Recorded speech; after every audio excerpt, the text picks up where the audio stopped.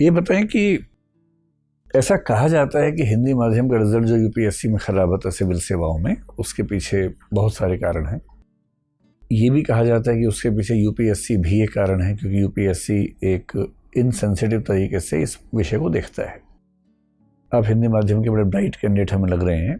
मैं आपकी राय जानना चाह रहा हूँ कि ऐसा क्या कारण है कि हिंदी माध्यम की परफॉर्मेंस का लेवल सिविल सर्विसेज में वैसा नहीं है जैसे पहले था एक ज़माने में, और क्या उपाय इसके किए जाने चाहिए सरकार को, यूपीएससी को या किसी भी मंच को, जिससे ये रिप्रेजेंटेशन ठीक हो सके? क्या एग्ज़ाम के सिस्टम में कुछ करने की ज़रूरत है या कुछ और? सर, सबसे पहले मैं ये बताना चाहूँगा कि जो यूपीएससी एक बहुत ईमानदार संस्था है और इस प्रकार के किसी भी यूपीएससी पर किसी भी सवाल उठाना सही नहीं होगा। इसके लिए सर मैं दो प्रकार के उपाय सोच सकता हूँ, एक तो शॉर्ट टर्म और एक long term. Sir, short term में ये होना चाहिए कि जो एक मुख्य समस्या अनुवाद को लेकर रहती है कि जो अनुवाद है वो बहुत ही यांत्रिक और कंप्यूटरीकृत होते हैं। तो अनुवाद के स्तर पर अगर अच्छे से प्रयोग किए जाएँ तो शायद हिंदी माध्यम के विद्यार्थी प्रश्नों को अच्छे से समझ पाएंगे। जैसा कि सर प्लेटो ने कहा है कि प्रश्न को समझ लेना ही आधा उत्तर है।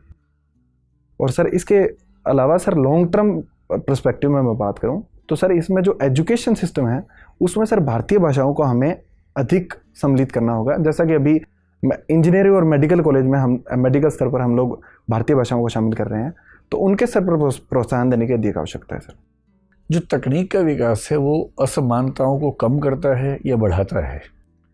मुझे दो एग्जाम्पल देकर समझाइए, कुछ ऐसे संदर्भ जहाँ तकनीक के विकास ने असमानताओं को या विषमताओं को बढ़ाया हो, और दूसरा जहाँ तकनीक के विकास ने विषमताओं को कम किया हो। सर, एक उदाहरण से मैं दोनों समझाने का प्रयास करूँगा। ठीक है। सर, मोबाइल फ़ोन है तो उसने एक प्रकार से जो हमारा सूचना का अधिकार है उसके स्तर पर सारों को समान प्लेटफॉर्म पर रखा है कि एक गरीब से गरीब व्यक्ति भी इंटरनेट के माध्यम से सूचना ग्रहण कर सकता है।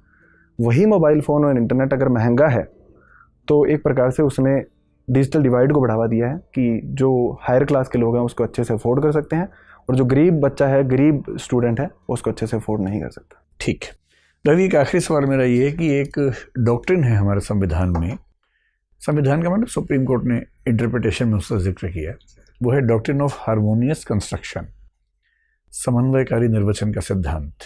ये क्या सिद्धांत है और किस किस रेफरेंस में इसका इस्तेमाल किया जाता है? सर, मैं पूरी तरह से इससे अवेयर नहीं हूँ, लेकिन इसका मतलब ये है कि अगर किसी भी सूची में कोई मद शामिल है तो अगर मंशा किसी सरकार की सही है तो दूसरे सूची जैसे राज्य सूची के विषय पर भी अगर संघ कानून बनाती है तो उसको असंवैधानिक घोषित नहीं किया जाएगा। ठीक है, चलिए, रवि आपका नाम है और रविन्द्रनाथ टैगोर हमारे स्वाधीनता संग्राम के दौर के बहुत महान व्यक्ति हुए। जी सर। ऐसी 5 समानताएं जो आप में और उनमें हो और हम, मतलब काल्पनिक नहीं, असली। सर, रविन्द्रनाथ टैगोर जी से खुद की तुलना करने के लिए सर अभी मैं खुद को इतना सक्षम नहीं मानता हूँ, लेकिन जिन दिशाओं में आप उनके जैसा होने की ओर अग्रसर हो उन दिशाओं को भी आप तुलना का बिंदु मान सकते हैं। सर, एक ये है कि साहित्य में उनकी रुचि थी, साहित्य में मेरी रुचि है। ठीक है। दूसरा कि सर वो अपने विचारों को लेकर काफ़ी दृढ़ थे और मैं भी अपने विचारों को लेकर काफ़ी दृढ़ हूँ। जब तक कि सर मुझे लगता है कि मैं गलत नहीं हूँ तो मैं अपने विचारों में परिवर्तन करता हूँ, अदरवाइज सर विचारों की दृढ़ता मेरे में है। तीसरा कि सर उनके अंदर लीडरशिप क्वालिटी थी। मैं भी मानता हूँ कि सर मैं लोगों से जुड़ाव रखता हूँ, लोगों से संवाद करने में खुद को अच्छा मानता हूँ। ऐसे कौन से मुद्दे थे जहाँ महात्मा गांधी और टैगोर के बीच में असहमतियाँ थीं? सर, एक तो मशीनी विकास को लेकर उनमें दोनों में सहमति थी।